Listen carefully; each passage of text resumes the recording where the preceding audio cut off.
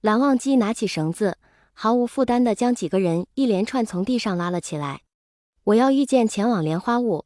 蓝忘机单手拽着绳子，几个人如同小鸡仔一般，牢牢地捆在一条绳索上，动弹不得。等碧晨飞上了天空，扑面的冷风灌得他们冷色发青。莲花坞，宗主，宗主！呼江父气喘吁吁地朝着江城跑去。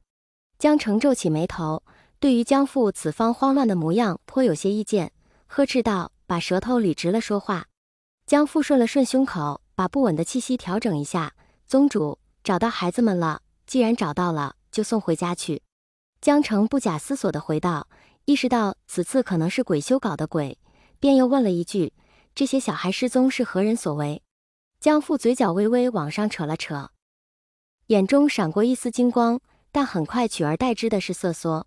江父磕磕巴巴地回道：“宗主，宗。”江城不耐烦地黑了脸，宗门里的门徒避他如蛇蝎一般，说不得两句就耷拉着身子，一点没有江家门徒该有的气派。江城不由放大了声音：“到底怎么回事？”江父左右看了看，没有旁人，便低声回道：“宗主，是江木。”江木。江城一瞬间觉得这个名字有点久远，远到是上辈子的事一般。江城对他最后的印象就是那一双充满仇恨的眼神，如果是他，好像也能解释通了。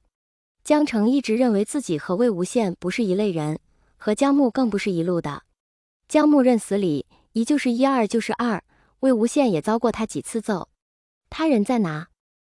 江城收起说不清什么滋味的思绪，开口问道。江父抹了一把不存在的虚汗：“宗主，我们是趁江木不在，把人偷出来的。我们不是他的对手，不是对手。”江城露出一抹玩味的笑容，大拇指不断转动着指尖的紫电。他现在也修了鬼道。是，好，好的很。江城冷冷地说道。江父，江木现在在何处？我去见见这个多年未见的表兄。江城对于江木修鬼道的行为简直恨得牙痒痒，远超了江木拐带多个小孩的事。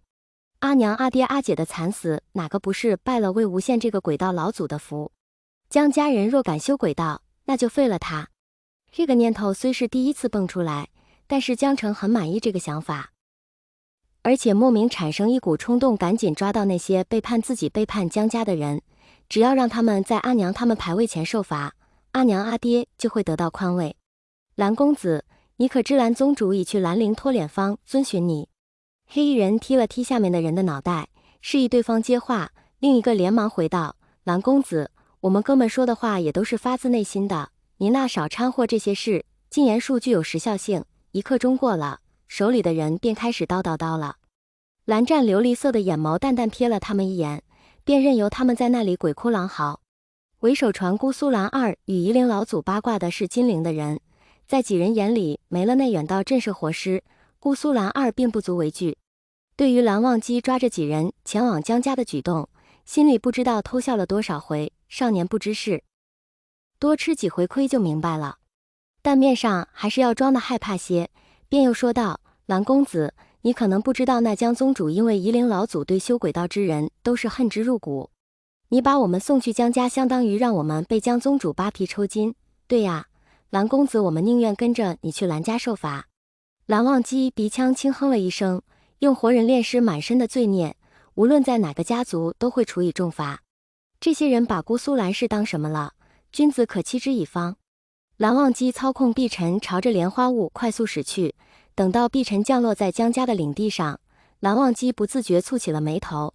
原因无他，本该天灵地洁的地多了些怨气，怨气对于生活在周边的百姓都有很大的伤害，江家为何对这些怨气置之不理？但这是江家的事，蓝忘机也无权干涉。蓝二公子一名穿着紫衣的仆从从屋里出门，看到一身素衣的蓝忘机站在操场上，额头的抹额还在风中飘荡着，连忙上前问好。蓝忘机对着仆从微微点头表示问好。江宗主何在？